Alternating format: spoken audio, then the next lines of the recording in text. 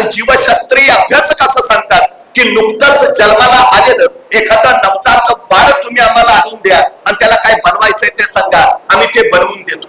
हवं ते बनता येतं, हवं ते बनवता येतं. डॉक्टर बनायचं बनू शकता, इंजिनियर बनायचं बनू शकता, वकील बनायचं बनू शकता, शास्त्रज्ञ बनायचं बनू शकता. तुम्हाला काय बनायचंय, तुम्ही कुणीही असा, तुम्ही कुठेही जन्माला येऊ द्या, तुम्ही कुणाच्याही पोटी येऊ द्या, काही फरक पडत नाही. तुम्हाला बनायचंय ना, तुम्ही बनू शकता. हा जीवशास्त्रीय संकेत आहे. ही सगळ्यात मोठी वस्तुस्थिती. फक्त तुम्हाला वाटायला हवं, हे सगळ्यात महत्वाचं आहे. हे वाटणं फार गरजेचं आहे. ज्या क्षणी ही ठिणगी पडली त्या क्षणी तुमचा विश्वास साकारला म्हणून समजायला हरकत नाही. ही ठिणगी प्रेरणेची असते, ही ठिणगी उर्मीची असते, ही ठिणगी ऊर्जेची असते, ही ठिणगी काहीतरी बनावं घडावं या मानसिकतेची असते. ही मानसिकता तयार होणं हे विचारातून येतं, हे विचार संस्कारातून मिळतात आणि संस्कार शिक्षणातून तुमच्यापर्यंत येतात.